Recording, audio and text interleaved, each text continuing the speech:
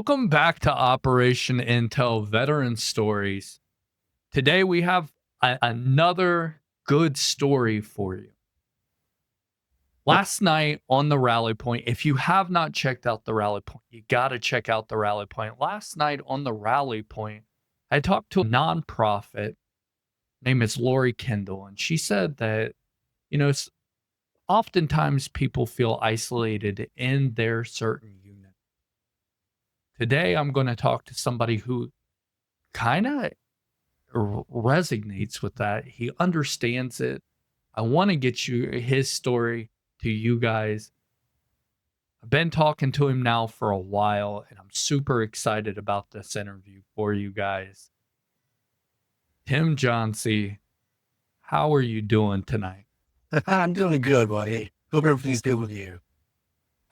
You know what? I'm so busy nowadays, and we were just talking about this. So busy, but it's so fulfilling, right? You've been somebody who, we just talked about it, has been watching this channel since the second interview, the John Macaluso interview. Been around for a moment. You have, and there for a while, you were kind of in the background, right? But the cool part about it is you've always been somebody who has supported it. And I had no clue who you were. I knew you were a part of the first engineers at some point. I recognized the name, and then we started messaging. And the things that you've done for this channel, I wanna thank you because you've tagged me and stuff. You've gotten more eyes on this channel to help more veterans. So from me to you, for the first time we've ever really seen eye to eye and got to see each other and talk, I want to thank you because you're a vital part of what we're trying to accomplish on this channel. Yeah, and really, I think what you guys are trying to do, it's something that needs to get out to more people. I tag you guys as much as I can, but the more people we get tagged, because if only one person tags someone else and someone else, then we can get the word out so much quicker. It's more veterans that we can help. And I think it's really important. And correct me if I'm wrong. I have not seen a channel on YouTube, Facebook, anywhere on the platforms that doing what we're doing on this channel. I think it's kind of groundbreaking. And it's just so everybody knows, I'm not tooting my own horn on this because we were just talking about this. Yeah, I do the interviews and stuff. But on the back end, there are a lot of guys that are doing a lot of great things to help me out. So this isn't just me. It's people like you. Yeah, and really, whenever you look at any kind of military channel, they're really looking at the SF guys, the SEAL guys. They're not looking at the real soldier. It's like, all these special forces guys, that's what, 0.5%. Yeah. Most people can't understand what they're going through either. Exactly. And you were the one who tagged the Sean Ryan show. And I went down through the comments. 90% of those comments were, we want to hear from everyday soldiers. We want to hear from the wives. That is something that we have been saying since day one on this channel. And again, the fact that you're tagging things and you make my life a hell of a lot easier, I'll be honest with you. And I appreciate that more than what you could ever imagine. I mean, really, it's kind of like you said, whenever I first started watching, I stayed in the background. And for months I've been staying in the background, but slowly every week, you might have noticed I'm chatting a little bit more, but that's what this show's doing. Which is absolutely amazing. I never thought that it would grow into what it's grown into so far, let alone I think 2026 is going to be a huge year for us, Tim. Hey, you still got 358 days. I'm tired, buddy. I'm tired. Well, listen, enough about the channel. This is your time, right? We have talked about doing an interview for, I think, maybe a month or so now. And you said, "Well, can I get all can we talk on the phone?" I said, Absolutely." And what your story resonates with a lot of veterans out there because they don't know me from Adam, to be honest with you. And you don't we don't open up a lot of the times. You want to see who you're opening up to. You want to see if they have the best intention.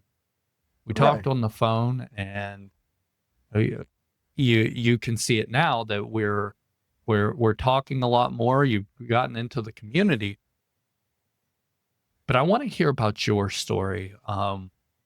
What made you, or let's back up. What was life like before the military for you? And what Oh, made you want to join the military? well, life before the military for me, I came from a very small town in Alabama.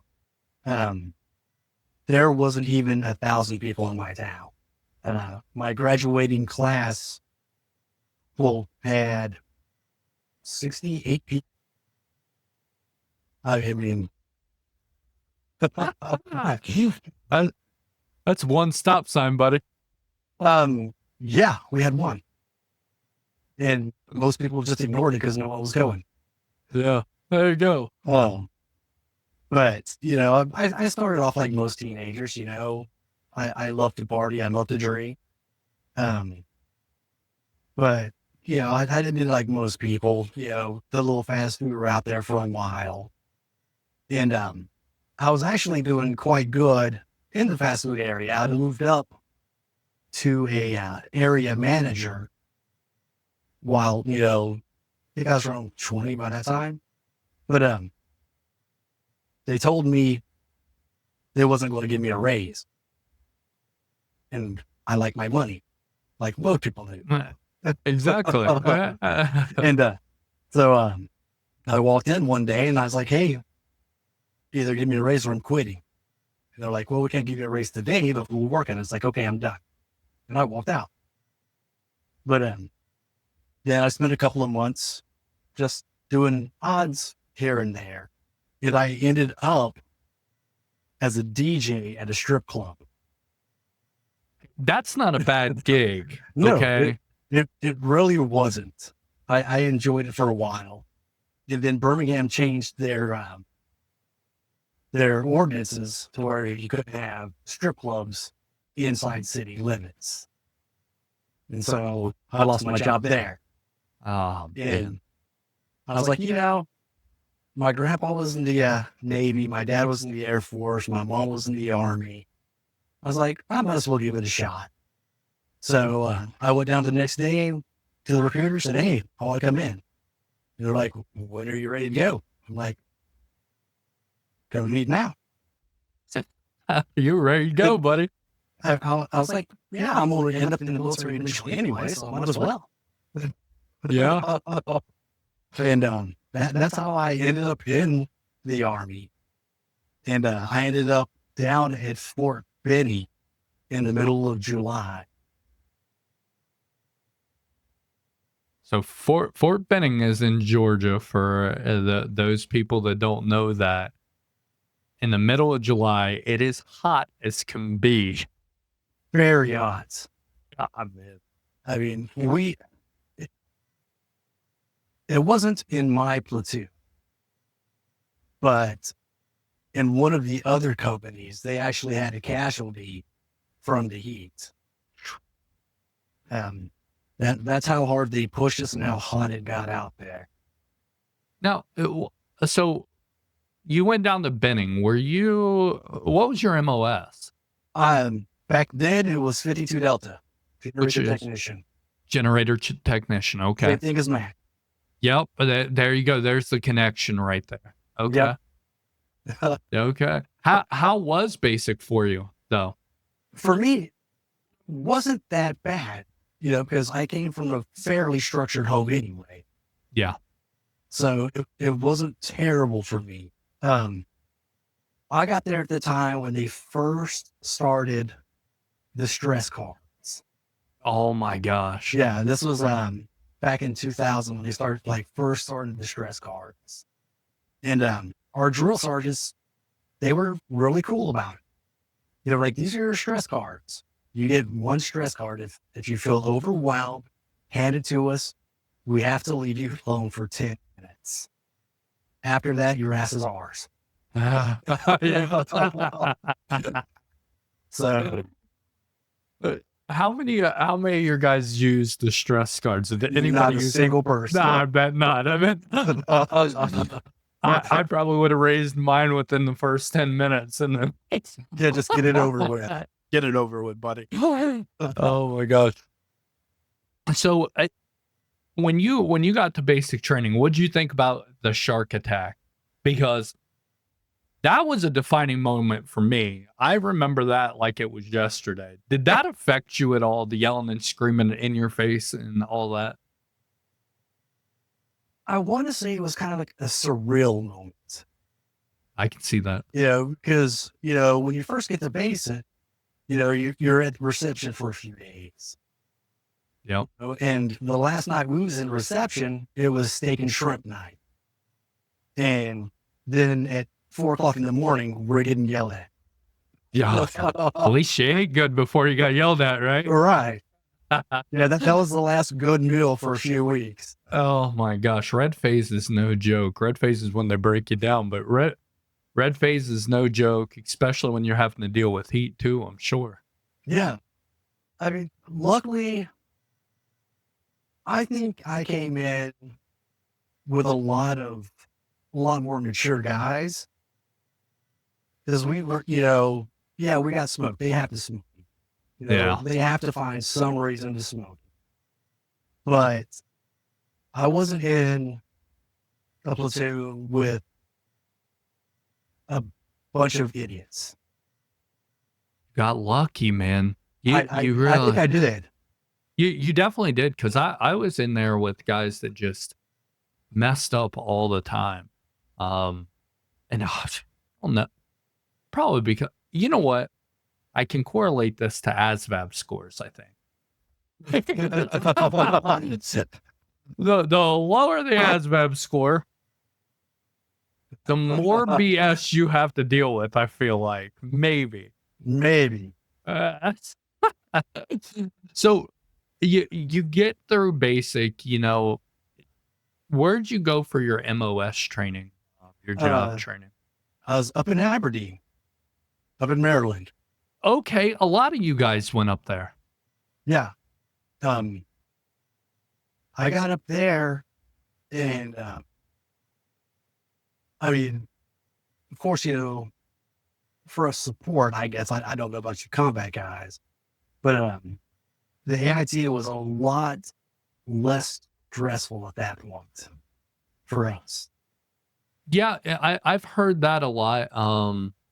And I think that that's usually the case, except for like if you're OSET, you're Right. keeping, yeah, because you're keeping the same drill sergeants, you're keeping the same guys. Yeah, it's just, it's like nothing changed. Literally, you go from your marshmallow suits to, you know, your high speed windbreakers. That's the only change. I still got yelled at. We still got smoked. There was no change for us. Yeah. I mean, it's like, I don't even remember any AIT. I don't even remember them trashing any of our barracks.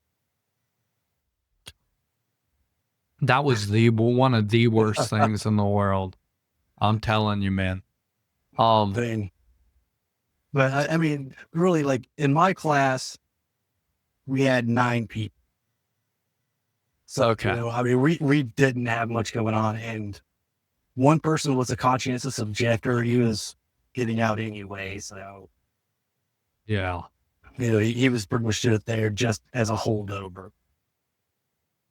So then you only really had 8. So Yeah, that, I think that makes it kind of easier. I It makes think it did. but it makes it harder in a way too, because you mess up. If you do mess up, it's a lot easier to see you than Right. if there's 30 guys, right? So, but I think you probably get more out of it as well. I think you're going to learn a lot more. Yeah, I think we had a lot more one-on-one training. Yeah, and I think that that's helped good. a lot. Yeah, and I can see that. I really can. So you get done with MOS training. Was your first duty station Riley?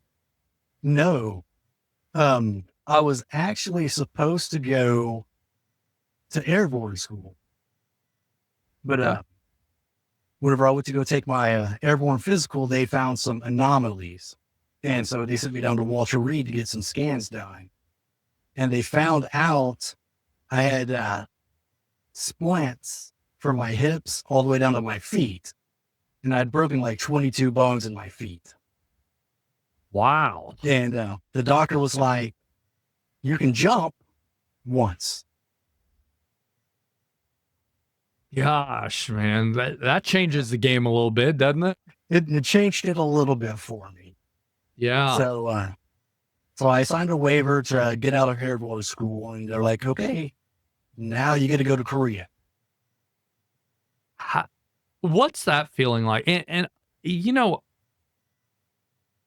from being somebody that was I went to Riley right out of basic, but Ohio is about 11 hours from Riley, and I was still kinda scared because I'm 20 years old, first time being away from my family. Um, how was it moving to the other side of the world right out of basic training? It was actually really tough to start with. Yeah, It's like I'd been married for about a year before I came in the army, okay. and and then for like the next what was it, 7, 8 months, whatever it was, I was in training. Went home for to the little ooh, go show off to your high school people, for about 2 weeks, and Yep. then like shipped right off to Korea for a year. So like the first couple of weeks was really tough, but I ended up in the the 503rd Infantry, and I had a great uh, maintenance. Well, actually, the whole maintenance staff was great. Yeah. So what did you so take me through like a normal day there in Korea. What was it like? Because I know a lot of guys that went to Korea and a lot of guys want to go to Korea. I think they want to go to Korea for all the wrong reasons, to be honest with you. Oh, I can Um, tell you, there's a lot of good wrong reasons, and a lot of great right reasons. so tell me some of the good things about Korea that you took away from Um, being there. I did a lot of traveling whenever I had a chance. Um, we didn't have a lot of opportunity to travel because I had a really driven platoon sergeant. Um, it's like we would work 12, 14, 16-hour days in the motor pool and station. Not being out in the field. Uh, Um, but him and our chiefs and our lieutenants, they took care of us. It's like yeah, over single soldiers in Korea, we weren't allowed like food, pay for our food. I can't remember what it was called, yeah, but it's like we were supposed to eat in the chow. But our chief and platoon sergeant, they fought for us to get meal rations, so we didn't have to eat in the chow. But that was mostly so we didn't have to leave the motor pool. they wanted you there working at all times, didn't they? Oh, we did one. It was a 1 week drive.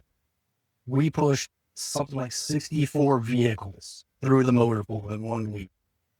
God. We ate and slept in the motor.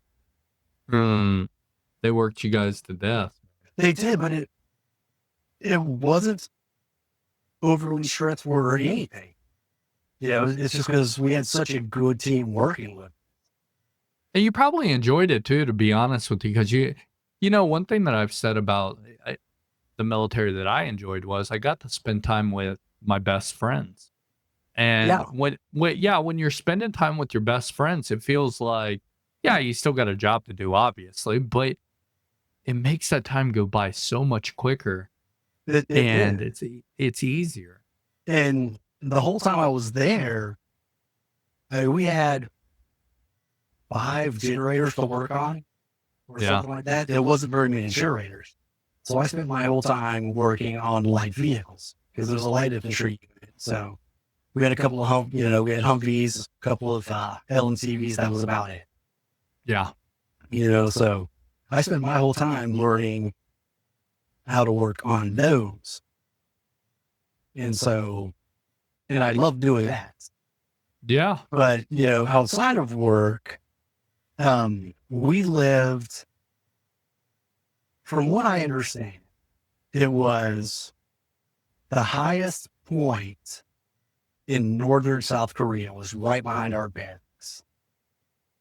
Wow. And you could actually, we actually did PT on this peak. Oh, Once a week, we'd run to the top of the peak and come back down. It was about a mile and a half run up the side of the mountain. I bet you that was awful, wasn't it? No, It I mean wasn't? back no, I mean back then I was like 160 pounds and fresh out of basic and all that good stuff. So, I hate running. I have all my oh, life. I do too. Oh, there's no way, man. Running up a mountain just seems like hell to me, to be honest. and, and I'm sure if I look back at it, I'm pretty sure I would have hated it at that point. Yeah. But looking back at it, Yeah. it was like inside this little mountain range was like I want to say it was a Buddhist temple. Oh, no, that's cool. Yeah. And there was this big old long trail about 3 or 4 miles from behind our barracks to get to this temple. Huh. So Yeah. the stuff like that I enjoyed about Korea. A lot of guys enjoy Korea a lot. It was on my wish list. That and Germany. I got to get to visit Germany. Germany was amazing. But yeah, oh, I love Germany. I still say to this day, if there was one place that I could move to in the entire world, I had to move there, right? Oh, I would have loved to have gotten Germany. Oh, It's like right. I never wanted to be stationed in Hawaii. See, I did. I think mine was Hawaii, Germany, and Korea, and I got Riley. I didn't want to sit on a volcano in the middle of the ocean. I didn't think of it like that, to be honest. So you get done with Korea, right? You do your tour in Korea. Where do you go next? From Korea, I went up to Fort Riley. I went to First Engineers. First Engineers. Yeah, from 2002 to 2009, I was in First Engineers.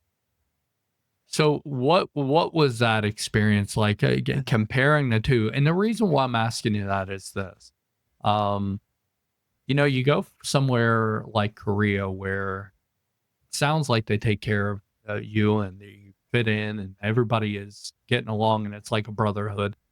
You go to Fort Riley. What was that like compared to your time in Korea?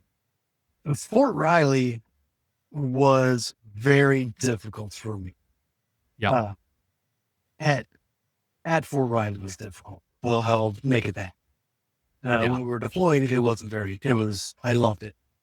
But whenever I first got to Fort Riley, I'm a generator mechanic. Mhm. And it didn't matter that I'd worked for the last year on wheeled vehicles. Yeah. They didn't want me touching wheeled vehicles. So it's like, okay, what am I supposed to do with myself? I'm the only generator mechanic here. Yeah. And they're like, oh, we're supposed to shove you in the special tools room. So I ended up, yeah. And that is literally where I sat for like months, it seemed like. I'd come out every Gosh, one- man. I'd come out every once in a while, work on a generator, um, maybe help out with like the machine shop or something like that every once in a while. Yeah. But it to me, it felt like the NCOs didn't know what to do with me. I think that's the easiest way to put it. Yeah, and And that can be hard. right. And I don't want to say that that's exactly what happened. Yeah. That's how my mind remembers everything. Yeah. No, I understand that, it and that has to be tough because you go from somewhere where you knew what you were doing, and then they just kind of stick you to the side and they're like, "Hey, just you're not going to be doing what you've been doing for the last Yeah. what year." Um you know what, that's the one thing about the military that I'll tell you that it kind of gets to me a little bit. We had a guy like that as well, and he was a 12 Bravo combat engineer and ended up working in the armory and didn't get to go out on very many missions. One of the best guys I've met. He would have been perfect for a line platoon. There were some guys that I would have much rather swapped with him because he was good. Um, but you get dealt these cards and it's like you just have to deal with it and it sucks. You do. And I think one thing that didn't help a lot was I think I might have been in the unit maybe 3 weeks, maybe a month before a Johnsey was arrested for a DUI. And Mm. they called me up into the office. It was like, why did you get arrested for a DUI?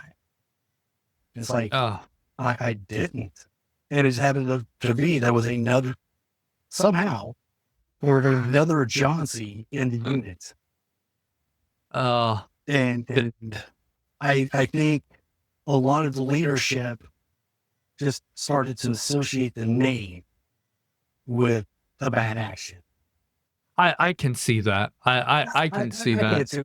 Looking back on it now, I can see. But in the moment, it sucks. It truly, in the moment, it sucks because It does. I couldn't imagine because my last name, is very. There's only so many of us, right? It's not like a Johnson or a Smith or something like that. Right. So once somebody hears that last name, I could see them associating with, you know, with each other. Yeah, that's tough, man. And I mean, luckily, I mean, at that time, um, pretty much the NCO that drug me all over the place for in process. His name was Travis Luhart. You know, he stuck there with me.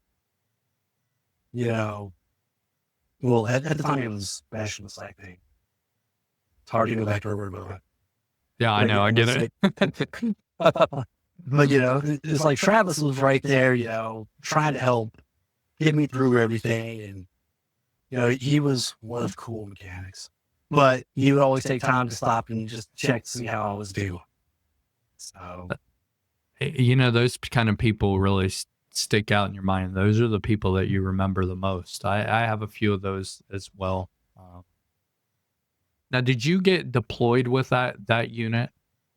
yeah, in the 3 when we deployed, it was with HACS. Okay. So let's get into that a little bit. That very first deployment for you because you did. Man, that was fun. Was it? Let me ask you something, man. Yeah, so I always ask this, but was there a moment and where were you? Where'd you guys end up at? You were in Iraq, correct? What part of Iraq? We was in Ramadi. The viewers, anybody that knows anything about Ramadi, we've had this discussion before. But what was your first initial impression about? Did you have a moment where you were like, "Holy crap, I'm in a war zone"? Did you have one of those moments? I think the day we crossed over the border. What Um, what gave that to you? well, we're in this nice long convoy. Well, I guess it was the second day because I think we stopped over for the night at some outpost. But we were in the convoy heading up into Ramadi, and we stopped outside of Fallujah, waiting for an escort to come get us. And we end up getting attacked. And I'm in this big old giant Batmobile, which is the machinist truck. And I'm sitting, well, I'm laying on top of the hood with a saw that doesn't work. And I've got this saw out, and I've got my M16. And there's this little gun battle going on. And one of our NCOs was in a fueler getting ready to shoot off an AT4. Poof. It's a That, rocket. yeah, For those people that don't know, he's getting ready to launch a rocket. that was my first experience with Iraq. You know, nobody really. It's hard to explain, and I've tried to like make the shorts and stuff like that, and say what the feeling. And I've mentioned it a couple times on the rally point. What that feeling is like, because you'll never feel it again, of being in a firefight, because that adrenaline that's going through you is something I've never felt in my life again, and I hope to God I never feel it. Some guys Right. yearn for that adrenaline rush. Gets a lot of guys in trouble. Um, tell me, See, go ahead. I, even with that, our convoy was so long. And, my vehicle was probably in the back hand. Yeah, So we could hear the firefights. But luckily, since my saw didn't work, yeah. the fight didn't come all the way down to us. But it's still a butt pucker. It is. It is. There were times where, and our convoys were shorter, but there were times where you didn't even know where in the heck the fire was coming from. You just knew Yeah. that the front vehicle was firing, and you were like, "What in the world's going on up there?" So Yeah. I get that. Yeah, because you can't see them, and that's what most people don't understand. This isn't World War II where you know who your enemy is. They're wearing a certain uniform. You have no clue where these guys are some of the times. You No, know the direction of fire, but you don't know. it's not like the movies where every shot hits the bad guy. No, it isn't, and it's the sucky part of war. It truly is. But again, Tim, you know, and I've said this before too. Your job is to protect the guys to your left and your right, Yeah. and that's your job. Um, how was that deployment for you? Um, Really, I was only there for a month to start. Okay. Because I had recently re-enlisted to get out of Fort Riley.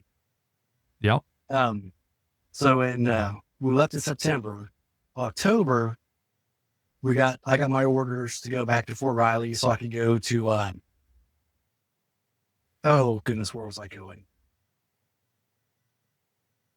Fort Knox, maybe. I think I might have said Fort Knox. I wanted somewhere closer to home. Yeah, I could see And that. and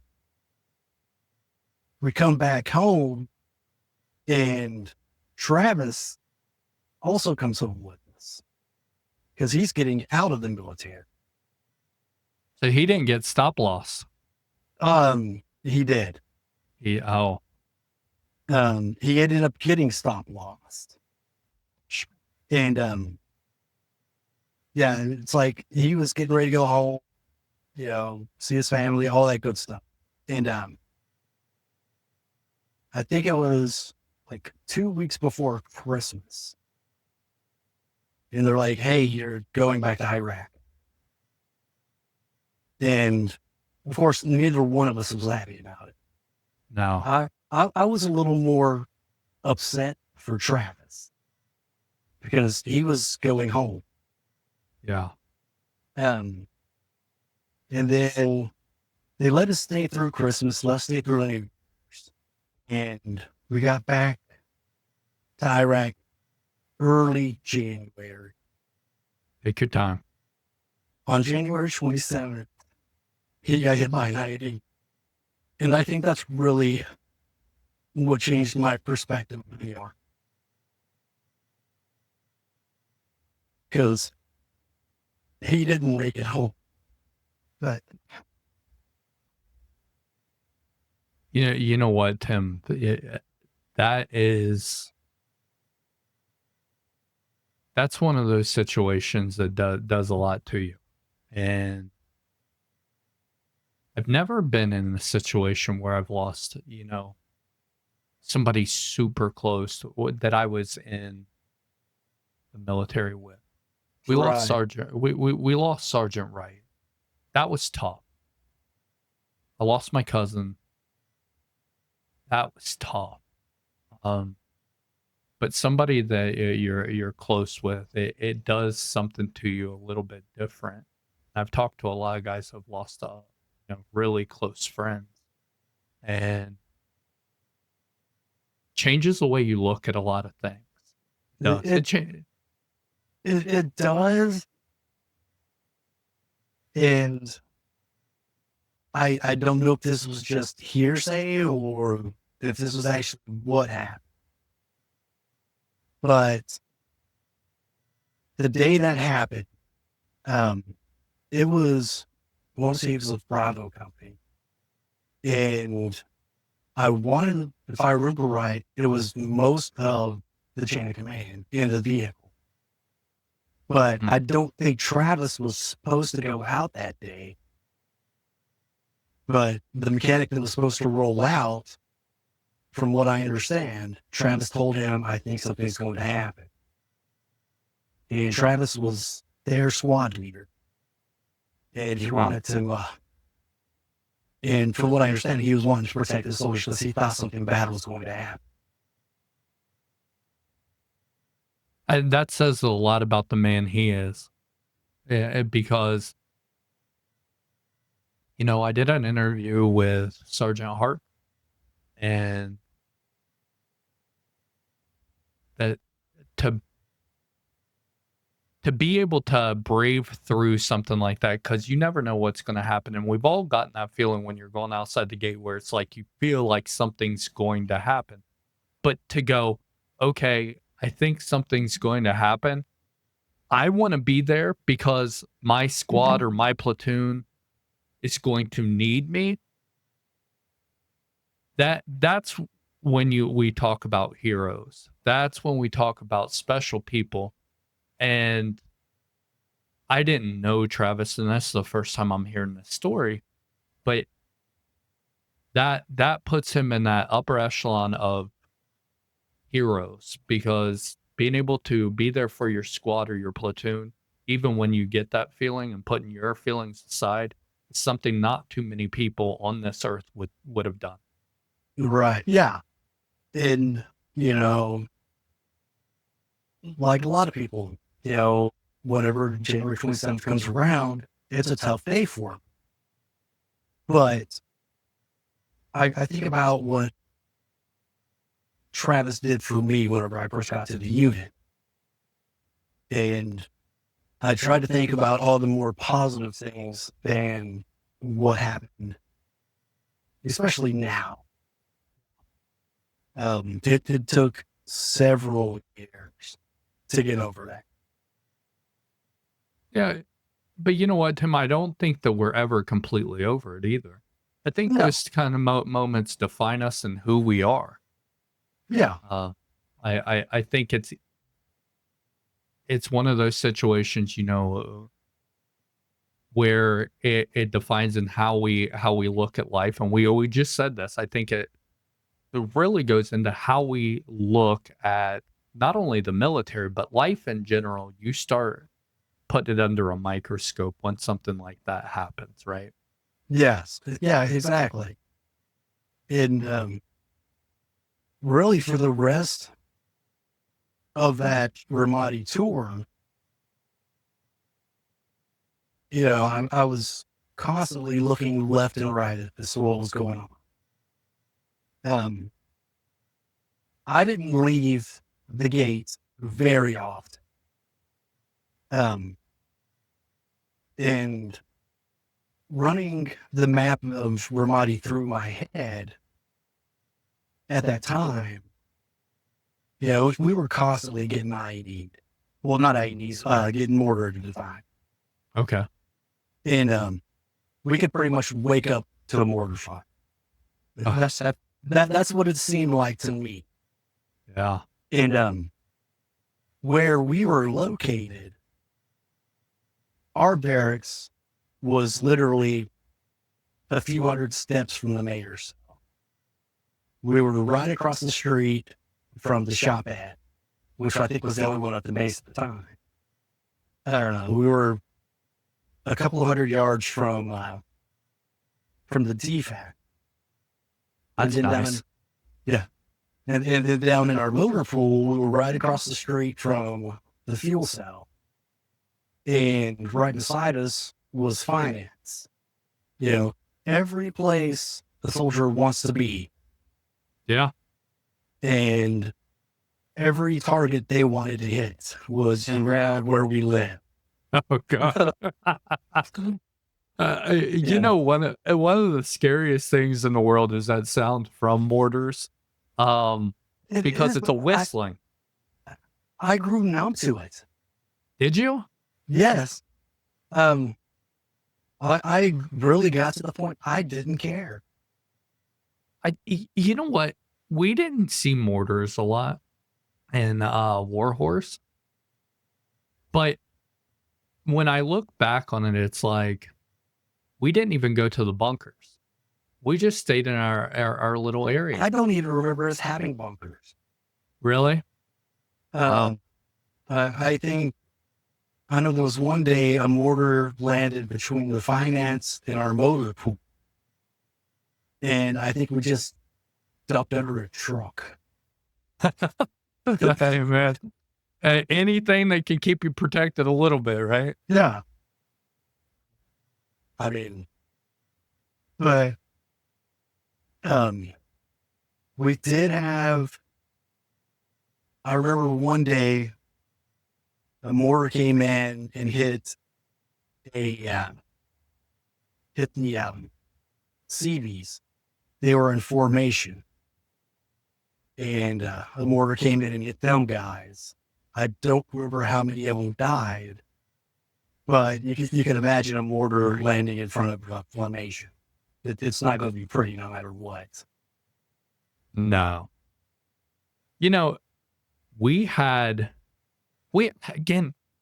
have too many mortars that I remember. I could be completely wrong on that. You know how everything scrambles together because it's been so many years ago. Yeah. But I just don't remember a lot of mortars. And like I say, I could be completely wrong. It's just, it could be in my head that every day was mortars to wake up. Yeah. But it felt like every day there was mortars. Yeah. And I think between 2003 and 2006, their tactics has changed completely, going from mortars to IEDs. You know what? I bet that had something to do with it because they knew that they had a better chance probably of getting somebody with a IED because we're right there. They can see it, right? Yeah. Before we move on to the getting home from that deployment, you had mentioned, you looked left, you look right. Did you deal with like isolation? Did that affect the whole, unit when Travis passed away? Yes, I think it did. And especially the maintenance team. Yeah. I mean, every maintenance team that was with every line company. I think it affected especially. But I think pretty much everybody was affected in some way or another just because of all the people that was in that vehicle. Yeah. I think at some point, like probably most everybody knew somebody in that vehicle. It w Was he the only one that lost his life during that IED, or was it No, others? everyone did. Oh my gosh. And I wanted to say it was 5 people. God. You know, the only reason why I asked you that question was because, kind of to relate stories, because it affected everybody when Sergeant Wright passed away. And Right. Leonard, that happened to Leonard. And I wanted to see if that was something that was normal for it to affect the whole unit so much. So, Yeah. I think with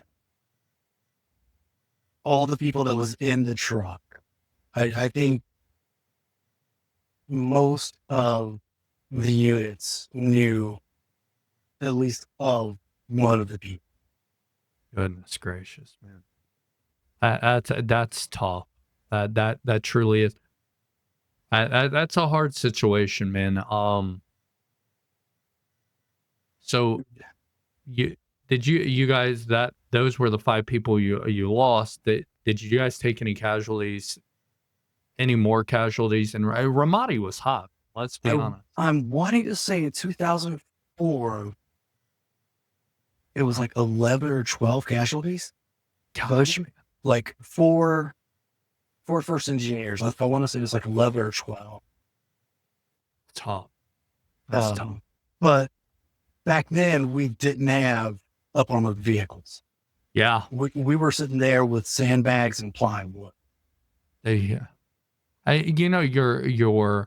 you're reiterating what other guys have told me. Where it's like, just imagine going through that and not having your up armored vehicles, and it really bring. In all honesty, I'd have been going the first day I went out the gate. Yeah. Yeah. It was like we were sitting there. All we had was like the old Kevlar vests, Oh, sandbags, plywood. And I want to say, and Chief Hunter can correct this, but I want to say he started the ball rolling on us making our hammer. that sounds about right. That's a very smart guy. Do not tell him I said that. Don't. I love him to death. Chief Hunter, he's one of the men I still look up to. I can see that. I can see why, because he just one of those guys. It's hard to explain. It's hard to explain how good of a guy he truly is. Yeah, You know, not just as a warrant officer, just as a person, Yep. he's a good guy. And I couldn't agree with you more. So you go back to Riley, right? Did you stay within that unit, or did you go to another unit? Yes. I had requested a transfer in different units, but it didn't happen. Yeah. And by the time I got back, my wife at the time, she had definitely noticed changes. It's like we used to live about half a mile from the railroad track, and she would tell me at night, I would jump down to the floor beside the bed every time a train would come by, and Yeah. I wouldn't remember doing that.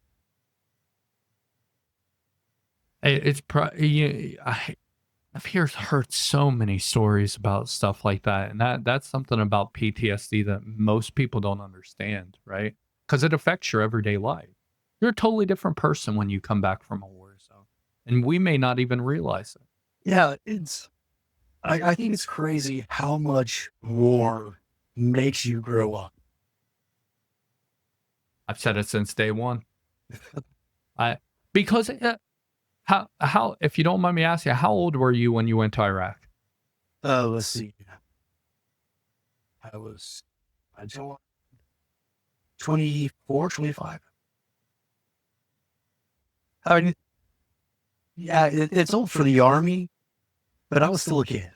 Yeah, we and that's what I stress the most is that you're still a kid and you're being asked to do grown men things.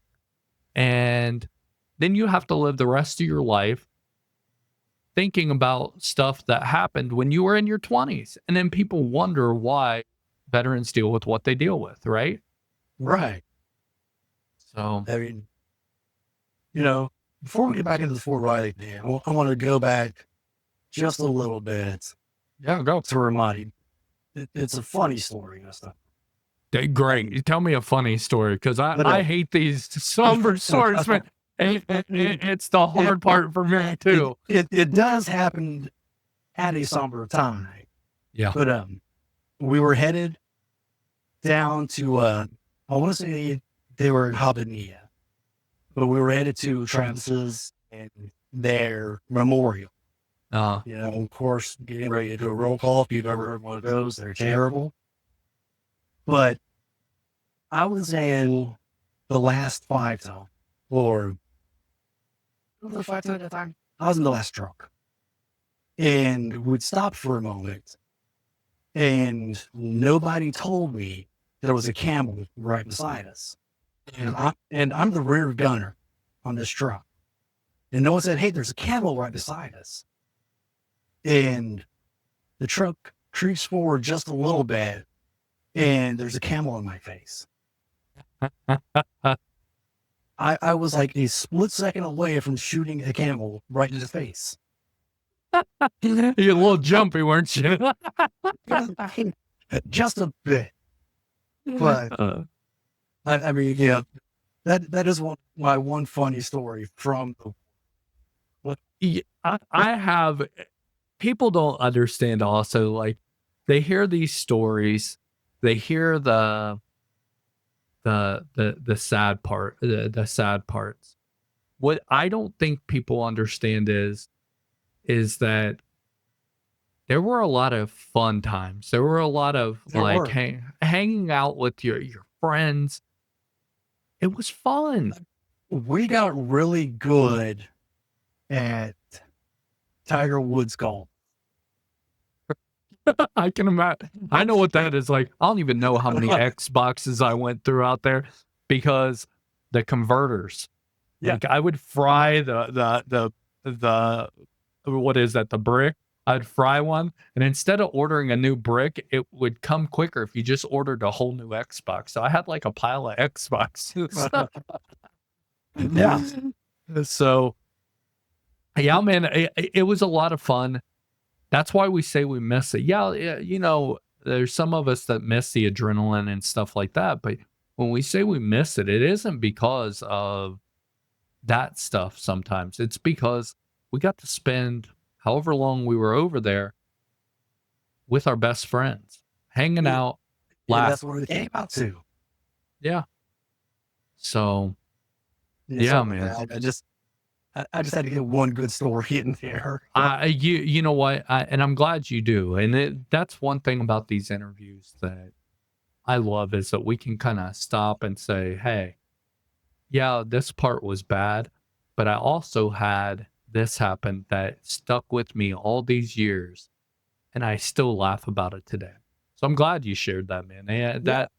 that I think we need more of those stories, and some of that's my fault because I get sidetracked on how everything went, and stuff like that. So I'm glad that you stopped. Um, so you're back at Riley, right? Yeah. You Back have to you have to stay in the same unit. Yes. Did the job change? Did they let you work on wheeled vehicles? Did they stick you No. back into the I did kind of move over to machine shop. I wasn't I wasn't the squad leader, they had a wheeled guy over as squad leader, I think. Or maybe at that point in time, we finally did get a generator mechanic in that was an E5. But he wasn't with us for very long. But we still didn't have anything to do. Yeah. And by that point, I was very angry with everybody. I can imagine why. You don't want to be there. No. And it seemed like every time I wanted to try to improve myself, they always found someone else to go before me. It's like I was an E4 before I even got to the units. Yeah. But they always found ways to get people to go before me. Even with, I'd brought this up a couple of times to my squad leaders and platoon sergeants that whenever I first came in, I wanted to work on power plants. Yeah. But you can't just jump into power plants in the Army. You have to have so many years and so many requirements. And they wouldn't even let me go to the board.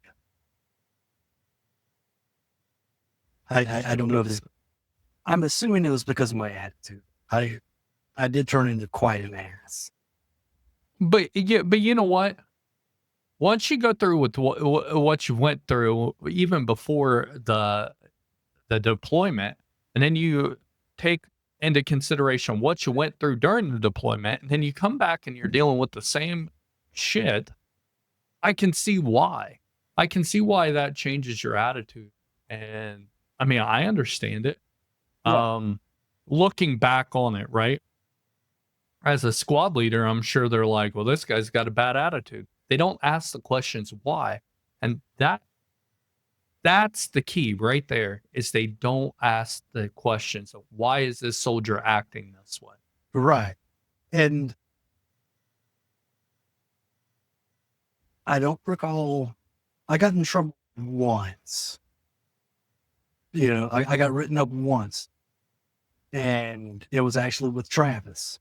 We were doing combat lifesaver course, and we got done for the day. He said, "Go home." I got written up for going home. Yeah, that's the only time I'd ever been in trouble. Yeah. But I'm sitting there, I'm trying to, get everything I need for this to get moved over to the power plant MOS. And I find out the track mechanic is able to get the recommendation for power plant. And it's like, why is the track mechanic getting a power plant like recommendation whenever the generator mechanic's trying to get it? Yeah, it doesn't make sense. Yeah. Yeah. A lot of politics. It is. And I understand it now. Yeah. At the time, it just made me even more angry. Sure. And I just think my anger just got worse and worse as we went. And by the time we got to JRTC before our last deployment, I was at that point, I didn't care about anything. I think you know what? But that resonates with some of the guys that I've talked to as well, where even you could see it. They were getting ready to get out, or they went through something, and they're like, I don't care at this. And now I understand a little bit as to why they felt like that. And it's like, I wanted to be alive. I re-enlisted 3 times just to try to get out of it. Couldn't get out. I couldn't get out. But, JRTC, we all know it. It's terrible in Louisiana. But I do have a funny story about that. Tell me, I want to hear it. We're sitting around one day in the motor pool. And of course, I'm a generator mechanic. They've got power for everything. They don't need generators. Yeah. And my platoon sergeant at the time comes up to me and is like, hey, find something to do. It's like, well, what are we to do? It's like, go guard the helipad. I was like, I got you, guy. I got it. And I'm sitting there hanging out the helipad, la la la la la, having a good time. And some of the other, I don't know if it was another unit or what, they were coming down just looking at how our training was going. And here I am standing on the corner of a helipad, just not having a good time. And I want to say it was a captain came up to me and asked me what I was doing. And I told him I'm guarding the helicopters. There's no helicopter. Like, I'm guarding the helicopters. He's like, what are you talking about? It's like, they're the new stealth helicopters. I'm guarding them. And the captain looks at me and he's like, okay, soldier, carry on. And about 5 minutes later, a runner from the top comes down and is like, go find something else to do. Oh God, man. The military, it's one of those things that if you're in the, I remember getting to my unit and going out to the motor pool for maybe the first or second time, and there was hazing going on. Go look for the blinker fluid or the grid squares or stuff like that. Find the dead spots in the armor. Yeah, it's those kind of funny stories, man. You brought back a good memory I haven't remembered in years. that first time down in that motor pool was a good time. So you do JRTC. See, I didn't get to go down there. I went to NTC. I went to NTC. No, that was a terrible place too. Were you out there at NTC in what was it, July of 06? No. So when was because did we go to, if we went to NTC in 06, then I was there. I don't remember it though. Yeah, right before our deployment, we were. I honestly don't remember 2 NTC deployments. I mean, but yeah, by that time I didn't really care. So sure. All I remember was it was hot, man. It was hot in July. God. I mean, I do remember one night at NTC and not snows, but sleet.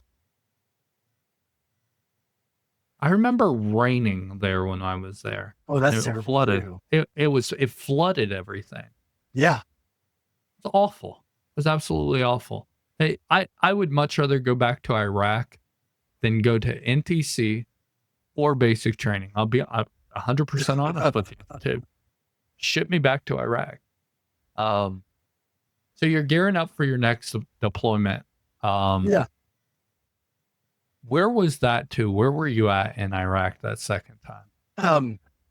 Well, before we get to that, we have to kind of back up. Originally, I was slotted to go with 72nd. Oh, and wow. Mac was slotted to go with 111.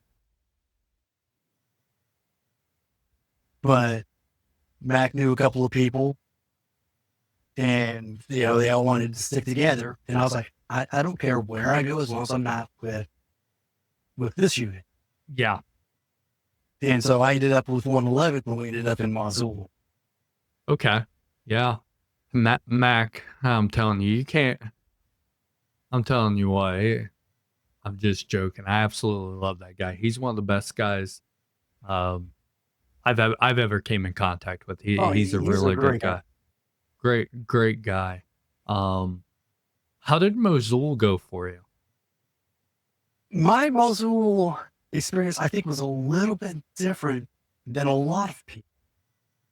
Okay. Because, I got there and Sergeant Witt was like, "Hey, you're a vehicle mechanic now." It's like, Thank God. okay, I haven't been a vehicle mechanic in like 7 years, but okay, we'll get it figured Yeah. out. You're probably happy though. You're I probably like, thank was. God. Well, I mean, because at that point in time, everything was contract.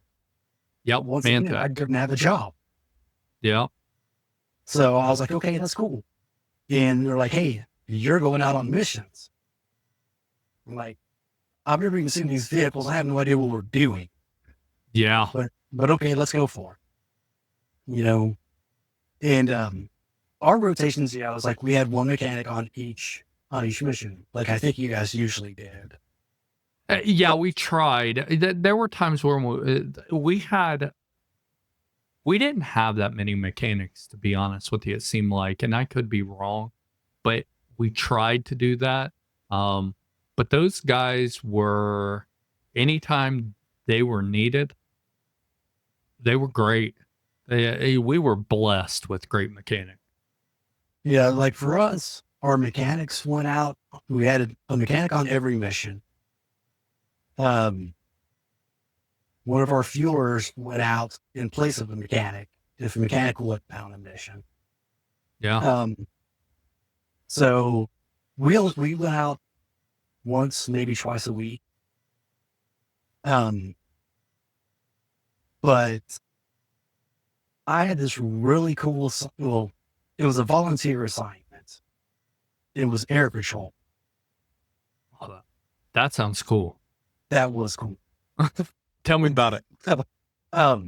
Instead of going out on missions, they had this nice little aircraft that would fly over the convoys, just to see what's going on. Yeah. And I would sit in the back of this airplane and watch a camera, and just keep ahead of the convoys and stuff. That had to have been pretty. That's probably one of the sweetest jobs I've ever heard. It was cramped. Yeah. Because it's full of all this super high tech spy equipment and stuff. Yeah. Barely enough room to sit, with all your gear on. Yeah. But yeah, I mean, I did that about once a week, once every 2 weeks. Was that something that you actually enjoyed doing? Oh, I love doing that. Yeah. I could see that. It was like, I think I got pretty good at my radio skills. Yeah. You learn real quick, don't you? Yeah. Yeah. Because like we're constant communication with the route clears. That we're watching over. That I don't know that we had one of those. Yeah, it's one of the super secret things. Yeah, it could have been. I mean, but go ahead. Mosul, we had an airport. So that makes sense. I don't know if you guys had an airport down there or not. We had a helipad. We had a helipad. That was about it. That wouldn't be as much fun. No, it wasn't. But I'll tell you, I liked where we were at, though. I did. I really did. Hey, correct me if I'm wrong on this, Tim, because I could be mistaken, and it just came to me. Did you guys lose somebody up there in Mosul? Route clearance guy. It wasn't, as far as I remember, we did not lose one. The unit before us on October 12th, I want to say, while we were doing all the handover stuff, Sergeant Hawkins. That rings a bell. That had an IED come under the window of the RG-31. Yep. And that's where Chief Hunter once again comes up with the Hawkins one, which was the aluminum steel plates around the RG windows. That was the weakest point. Yeah. That was the weakest point. That's something that I feared so much because of the RPGs. Had that have hit a corner of a window, oh, Yep. it would have been terrible. But that was the weakest point in that. So and I'm sorry that I asked that, but it just had came to me that I remember that being there early in the deployment. Yeah, it is like I don't think we had any loss of life, but of course, we definitely had a lot of guys get messed up pretty good. Yeah, that the traumatic brain injuries were something that wasn't something to be played with because the up armor vehicles. Don't get me wrong, they were great. They just didn't stop the concussion from Yeah, they don't the stop the shockwave, no, and and that's what a lot of us dealt with. I think I was very lucky. Um, out of all the missions I did, I only had one direct hit underneath me. What did that feel like for you? I don't remember it. You don't? Um, I looked at our gunner and I was like, did that blow up across like? So, we were on round one on a divided highway. Yeah. I thought it blew up on the other side of the highway. Huh. I was like, did that blow up on the other side of the road? He's like, no, it blew up underneath us. Yeah. Time stops. That's what I felt like. Time slows down when you're getting hit, and it's such a different feeling that you can't describe. So I didn't know how that felt for you. Yeah. But As soon as I realized we got hit, yeah, first thing I did was grab our gunner and drag him down. he was still standing up. Yeah. Yeah. Those damn gunners, man. I'm telling you what. Like, do you have all your pieces? Okay, you're good. Yeah. Those gunners were something else, man. They were. And the next closest hit I had was a V-bid between the Buffalo and the last RG. I was in the Buffalo. We had a V-bid hit right between us. So I think that one run pretty good. I think that I may used to have had a picture of that, and I'm not going to tell you what was on it. Maybe you've seen that picture of the side of the buffalo on the RPG cage. I think it was. I don't know if you remember that No. picture. Or not. A fleshy scan? Yeah. Yeah. Yeah. Yeah. I was there. I was there for that one. Okay, I didn't know. I just somebody asked me about that picture not too long ago, actually, and it just brought it to my memory. I was like, we can laugh about that. Oh, isn't it? And that it's so weird because you look at those situations and you're like, now we can look back on it, and it's sad that we're laughing about it. But then on the other hand, that's how we deal with things. Like, what else are you gonna do? Let me ask you something, because I've dealt with this and a lot of other guys dealt with it as well. In certain situations, do you like in stressful situations, do you laugh? Like, yes, even now. Yeah. And I deal with that too, where the more stress, the more I kind of try to throw out jokes to make it a laughing situation. Yeah. Yeah. Somehow it's a way to calm down. It's weird though, right? It is. It's a weird coping mechanism I think a lot of us have. Yeah. I always wondered why. We'll say some stupid dark joke and everyone else is looking and saying, what are you talking about? And we're cracking up at it. It's something. Did you have any situations there in Missoula that stick out to you that were like good memories, funny stories, things like that? I wouldn't say overly funny for that, because in Missoula, it actually felt quite comfortable until someone got busted with liquor. And then we had to do it back. then we had to deal with room inspections like every day for the rest of the time before we moved. Oh God, man. Where'd you guys, but did you guys move from Mosul to Yeah, someplace else? yeah, we moved from Missoula down to I want to say it was Qathra or Where is something like that at? that. It's like Q West. It was another airfield Okay. in the middle of nowhere. Uh, we got moved to Tikrit. Oh None of us wanted to go. None of no, us. I don't blame you. Yeah. So moving 3 months. So we did 12 months in Bakuba, and then that 12th month, they were like, "Oh, we're going to move you up here to Tikrit." And we're like, What? for what? Like, why? Yeah, yeah, it's like we're doing pretty good here. Yeah. Yeah. And now you want to move us, not 6 months ago when we were getting boomed on every day, but Yeah, it and I is want what to it say is. that's what it came down, from what I understood. Yeah, it was like, hey, you guys got it pretty much secure here. We need you to move somewhere else now. Yeah.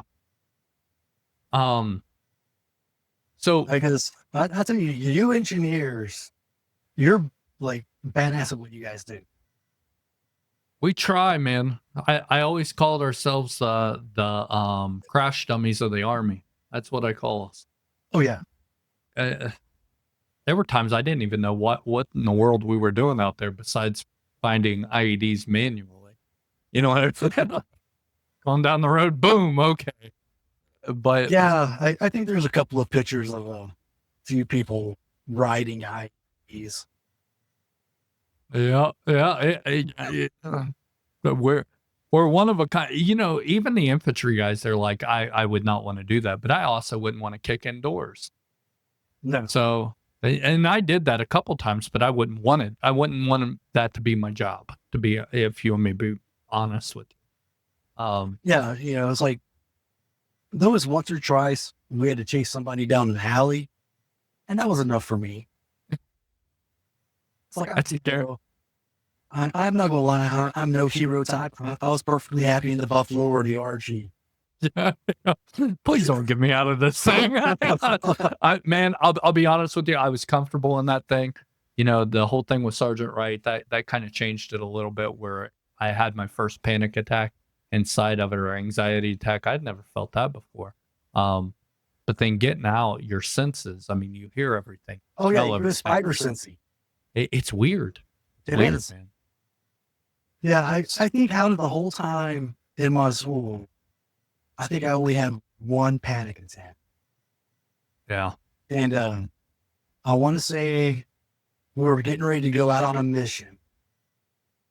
And we already had reports of there might be a fuel truck, Oh, and it's a red fuel truck or something like that. And there's 8,000 fuel trucks. I was getting ready to say that. And before we head out, there's a big explosion. You were like, that's kind of odd. We need to go. And we get a call. It's like, no, don't roll yet. And it's like, something just blew up. We got to go check. We're like, oh, hold on. And, I can't remember on what plane it is. The big bomber. B-52. It might be the B-52. Whatever the big boy is. I think it's the 52. We'll ask an Air Force guy. That thing comes in and does a nice little slow, like, fly over. Yeah. And takes off. And they're like, okay, you can go. Okay. Yeah, it brings up a memory I have. We were in the middle of Bakuba and they used to do show of force and they would fly those jets. So, and we were in a firefight in the middle of Bakuba one time and I'm sitting there shooting down an alleyway and all of a sudden all I hear is pew. No communication that this thing was coming. Your senses that we just said are on 1,000, and then all of a sudden this happens. You want to talk about your butthole puckering? That was the moment that I was like, "Oh my God, what is going on?" And then I finally realized what it was. luckily we always, I mean, we didn't, I never saw jets, Yeah. but we had first calf and they had those little attack helicopters. Yeah. I forget what those were called, but Yeah. And we would we get out into a firefight and with, like, hey, cowboy, this is our location. And they'd be like 2 minutes out. yeah. We had Apaches that we actually, funny enough, I'm getting ready to do an interview with one of the guys that was an Apache gunner in That's Bakhmut at the awesome. same time. Yeah. And I'm looking forward to that, seeing his perspective. I talked to him earlier. So you get out of Missoula. How Yep. long were you in Riley before you got out? Oh, I got one more story about Key West first. Go for it. Hell, once we got to Key West, that's, I was still with 111. Mm-hmm. Loved 111. But something triggered it, and I hit like a big depression. Yeah. And there was one night I was getting ready to go on mission, and I got put as the driver of the lead Humvee. Okay, it was with the same NCO, and I've told them dozens of times I cannot see at night. And every time I was on mission with him, he would put me as a driver at night, and I'd kindly remind him, I can't see. You don't want me as a driver at night, especially in the front vehicle. But by this point, I didn't care. I mean, I was so tired of everything. And I'm sitting there in the LT, it's, in the TCC, and we start driving out, and he looks over at me, he's like, isn't there one of you mechanics who can't see at night? I'm like, yeah, that's me, sir. And, I think his ass puckered for a moment. You drop them And down into enough craters or blast craters, they'll change it real quick. so, we stopped, and at that point in time, we had the nice camera that could see. Gyro. Yeah. And I got switched out with him, the guy who was running the camera and the radios. He's like, Yeah. I can do this all day. I don't have to look out for IEDs at night. No. I'm not going to see. Yeah. That is one of the hardest jobs, is to look for those IDs, because you have to be able to see. Yeah. Yeah, you have to. I don't even like to drive at night now because I can't see.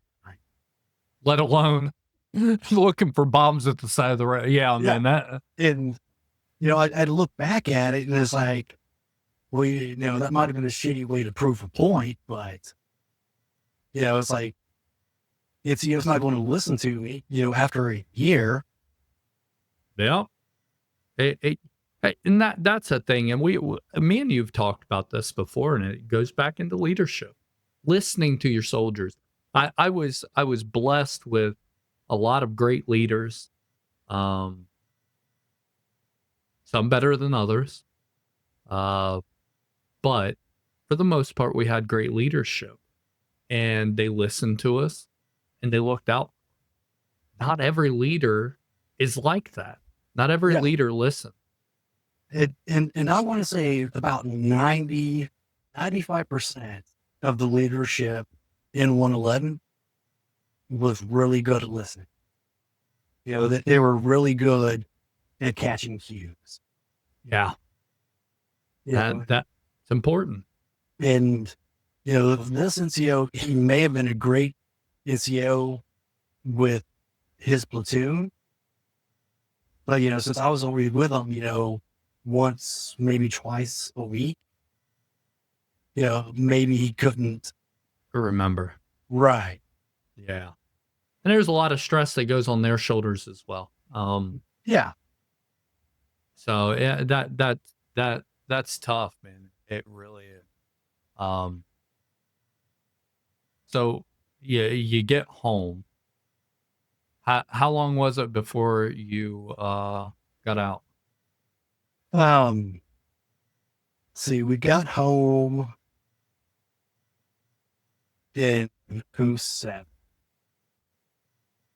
I want to say I went to my first doctor about a month after we got back. Okay. Um, I started seeing the psychiatrist, and first thing they do, they're like, "You got a problem." Yep. And well, they write this nice little note up saying, "Hey, you need to pull this weapon, and we want him to go to the WTV." You know, so I take this letter back up. It's like, okay, here you go, and I'm back with FSC at this time. And the FSC leadership is like, okay, we'll pull your weapon, but you're not going to the WTV. You know how many guys, and you just brought up something that I remember now. That was the reason why they kept us in San Antonio at BAMC so long, me and another guy. Um, because what they were hearing was they were given recommendations for guys to go to the WTB, and they weren't getting over to the WTB. Right.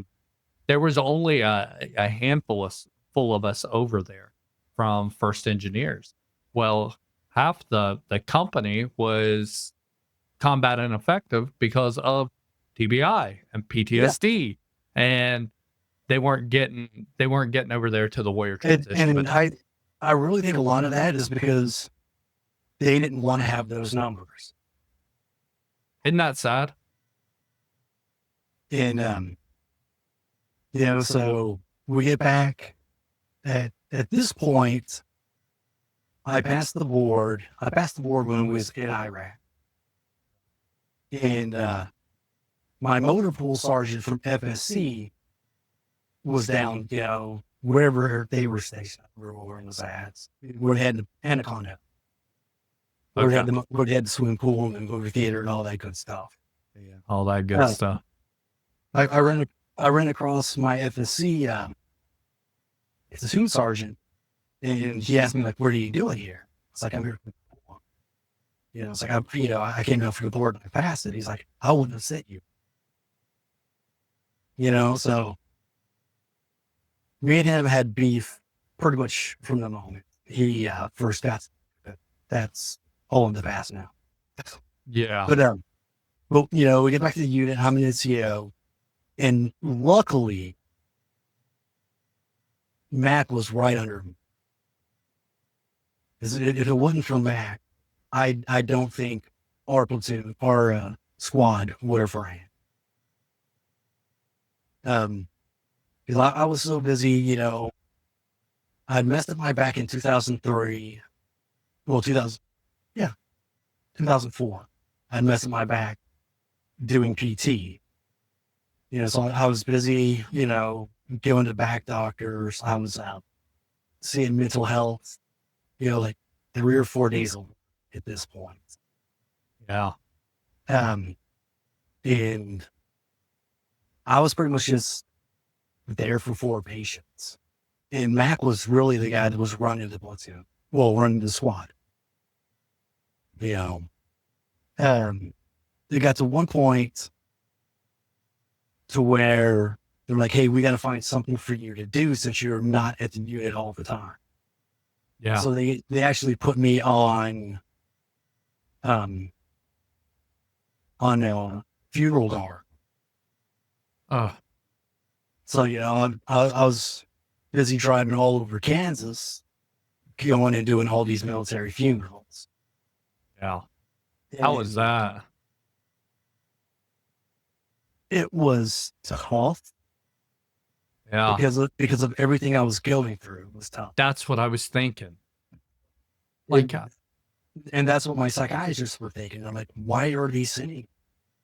yeah. But it was, I felt so much honor that I could do that for now. Yeah. And that's from going from, and I'll be honest with you, that when my cousin died, I remember the Marine. I still remember the Marine's face that was there with him, through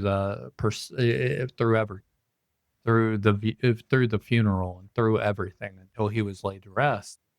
I still remember that man's face, and having him there was amazing. So, I'm telling you that because the families that you went to see probably still remember you and your face. Um, you did something great for them. So, Right. Yeah. You know, my psychiatrist didn't want me to do it because at that point, at that point in time, I was drinking a lot and I was on a lot of pain meds and I didn't care what happened. yeah, So psychiatrist was like, we don't need this extra stress on. But, it's like I got stuck doing that for a little while. But even through all of it, the only thing, I didn't care about what the unit was doing. The only thing I cared about was how are my soldiers being treated. That was the only thing I cared about. yeah, I mean, there was even one point, one of the chiefs got under one of my soldiers for being off base without a hat and walking into the post office over in Ogden. And, he called me up. He's like, hey, you need to write your soldier out. I'm like, I'm not going to. There's not a regulation for it. He's like, there is. And if you don't find it, I'll write you up for it. And I'm like, okay, not a problem, Chief. I went all over base, looking for a regulation. I came back in the evening. I'm like, there's not one, Chief. It's like, I'm not going to write my soldier up for yeah, it, But, I mean, that's just kind of the dumb stuff that I ended up doing. yeah, And whenever we got closer, because I ended up getting retired. And even whenever it came down to the retirement, I had to write my own retirement. I was in charge of,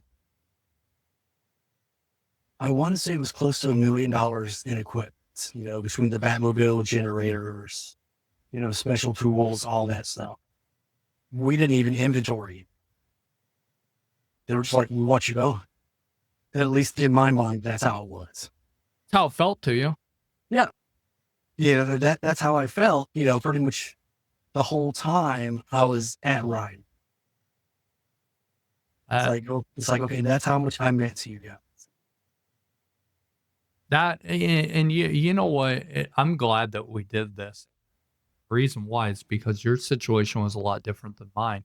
Um, but I didn't spend that long at Riley.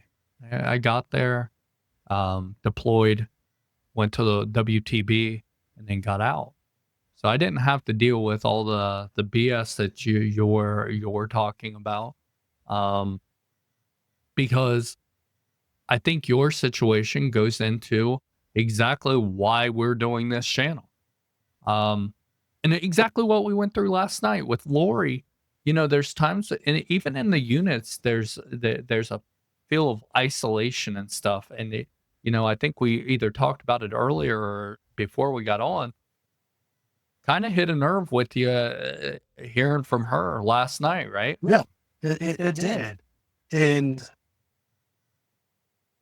I think the isolation is a lot more common than what people would think. Because I think we're really good at putting on a fake face. Yep. Well, we're taught that, right? Right. keep going, push forward, Yep.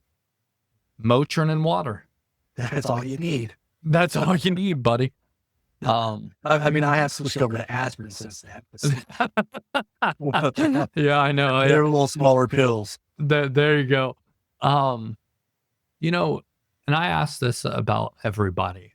And I think I know the answer with a lot of it, but I want you to go into it a little bit. Since the military, have you dealt with the same problems, or have you dealt with things since the military? Really, for the, since I got out,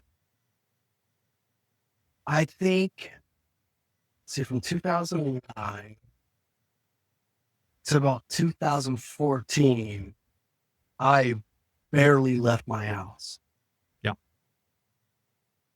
And then I got involved in cycling.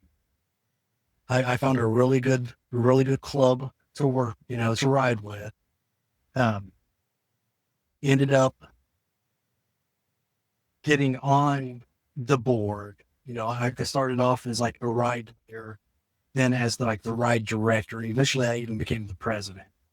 Oh, wow. And I loved doing it. It was like I love teaching new riders how to ride. Yeah. Especially long distance. I love that.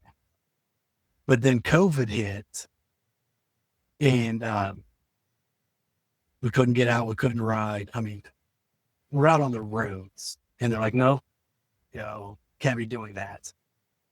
And eventually, the club just drifted apart. And from then until pretty much last year,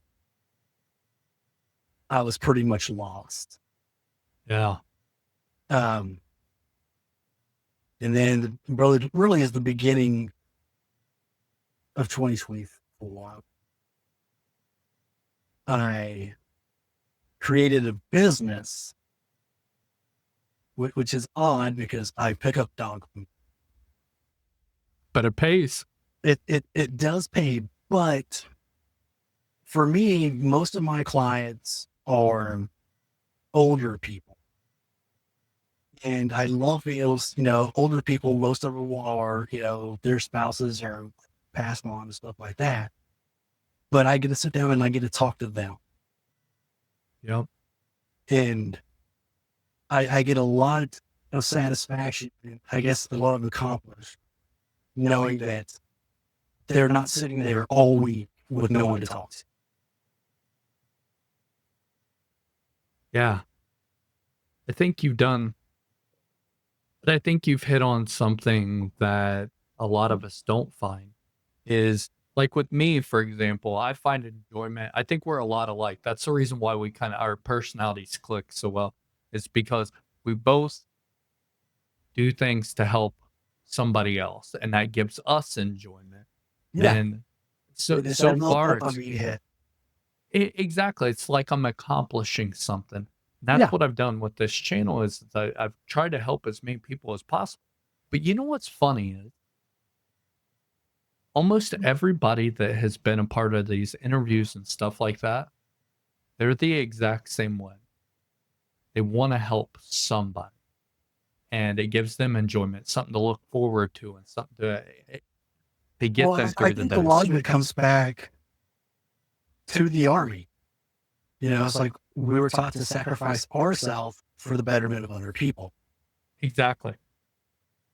And that's the first time I've thought about that. And that's why I love these interviews, Tim. And it's because I get to learn. I'm not only learning about you, but I'm learning about myself a little bit more. Why I do the things that I do. And why am I? That's why I asked about the laughing thing, because it's something that I do a lot. And it's something that I see universally. And I think it helps a lot. But then not only that, you helping other people and getting enjoyment out of it, it's almost like it's therapeutic to you, because I know this channel has been therapeutic to me. Yeah. I mean, it's, I do still see a therapist every couple of months with them. Good. I've been pretty blunt with them. that I'm here just for someone to talk to. Yeah. It's like, my psychiatrist, she's wonderful at what she does. But, I explained to her, it's like, you've never even been in the military. So, it's like you could read all the textbooks you want, but you're still not going to completely understand what we've been through. But, Exactly. she's been really good with me. And one thing she had me do is write letters to a lot of the people from First Engineers, you know, and saying like, let them know like this is what I thought Yeah. and that I was sorry for holding this against you for so long. Yeah. I think, and that gets it out too, right? It, Um, it, it does. I mean, it still stings, even talking about the letters, yeah. but I really think because like I said earlier, this is how my mind remembers First Engineer. It may not have been exactly accurate. And that's why, in the letters, like, this is what I thought at the time. Yeah. Whether that's what happened or not happened, to me, that was my reality. Yeah. You I, know, it's a smart idea though. That's an interesting thing to do because you get it out. You don't even have to send the letters or anything like that. It's just getting it out on paper, yeah. like you are talking to that person. I mean, I've sent a couple of notes to Yeah. some of the people I have, Yeah. but You got it off your chest. yeah, That's the important part. That is the important part. And I think that's a genius idea. I also think that now you're a part of a family that I'll be honest with you. I appreciate everything you've done. Um, we've never met in person. I already love you like a brother. I talked to you. I think it was a week ago. We were texting back and forth on Facebook at like 1:30 in the morning or something. And yeah, something like that. yeah, but that's it. You But see these. it felt so easy to do it then. Yeah, yeah, and it's because I understand. I Yeah, understand things that most people don't, and that's what most people don't understand is I feel more comfortable talking to you about situations I went through because I know that you have your situations that you went through as well. So you might not know what it's like to lose a Sergeant Wright, but you know what it's like to lose a Travis. So right. we can correlate the stuff so we can feel that pain together and we understand each other. Yeah. So I got one last question for you, buddy. All right, you might as well go for it. All right. This is something I ask everybody. I'm gonna change it a little bit. If you there's one soldier out there currently serving or a veteran that has served and they're going through a rough time right now, what is the one piece of advice that you would give that soldier or that veteran? The one piece of advice I would give is don't shove it down. Don't be afraid to speak up if you're having an issue. Because we've had too many soldiers, too many vets that have fallen to the stigma of mental issues are a weakness. And they're not. They are part of who we are, really. And they need to understand that there is help available. It may be hard to find, especially with the way everything's going right now. But there is help out there, and there are people who want to help. That's probably the one thing I would say. I absolutely love that. Um, Is there anything else that you want to talk about? Oh, goodness.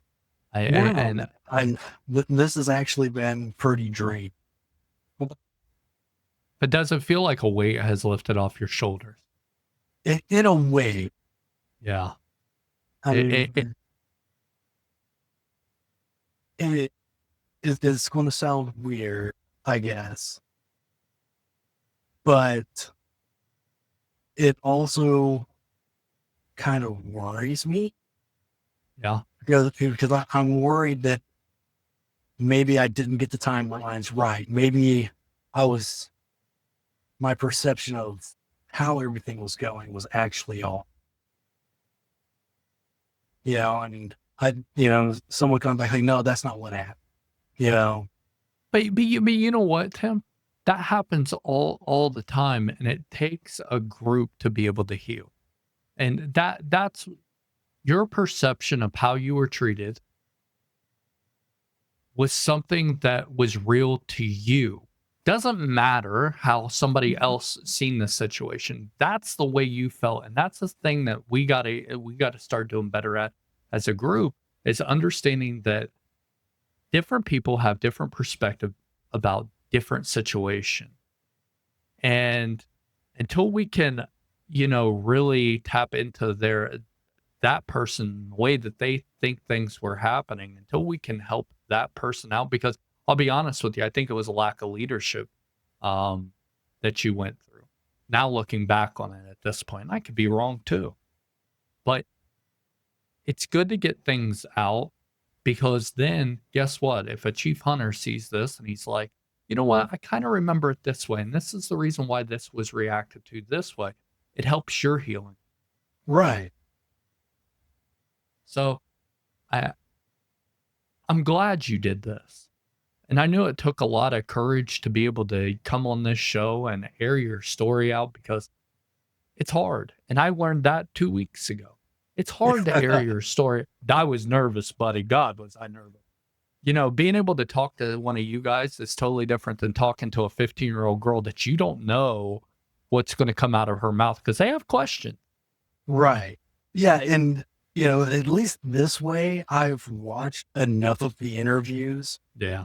I have an idea of what some of the questions will be. Yeah. And we went kind of in depth with this one. We did. I think the rally point is helping me dig a little bit deeper with some of you guys, and asking more questions instead of just the generic, questions.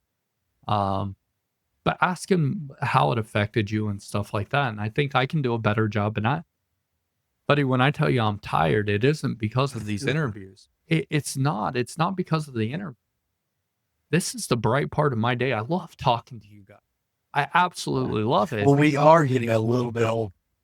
We are. We are. Well, a little bit. But the reason why I'm tired is because I watch people like the Sean Ryan. I watch people interview somebody and I'm watching it from their perspective, how they question stuff and what the questions that they ask.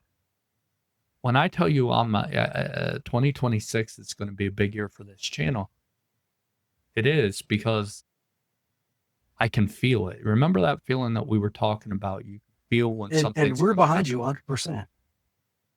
Well, you guys are a part of it. So, and you're a part of this family, and I want you to feel that, and I want you to know that I personally care about you a lot. Some of the guys I don't know if they know you. If they don't know you, I know Mac knows you. I have no There's clue. a couple of names I've recognized. Yeah. Like I've recognized Lyons, recognized Monecker, a couple of names I've recognized. They're great guys. But you're a part of this family. And I want you to feel that. I want you to understand the stuff that you're doing to help this channel doesn't go unseen because I definitely see it. Right. So got a dog in there. Yeah, You got the dog to go potty. that's Like, okay. I got 3 of them. she just got diagnosed with, oh, I can't even say the name. But it's where fluid gets on her heart. Oh no. And so she has to go potty a lot more frequent now because she's taking a lot of diuretic drugs. Yeah. I got an older dog myself, man. Get it. Um, listen, thank you for coming on. I know it took a lot out of you. But I don't want you to worry because Hey, it's done now, right? it's done. It's over with. It's the way you viewed things. And guess what? It's nobody else's story. It's your story. Yep. So listen, I'm all in the stream, but thank you so much for coming on. I Hey, really do thanks for having appreciate me, it. man. Yeah. Well, listen, you take it easy and I will see you on the rally point. Yes, you will, man.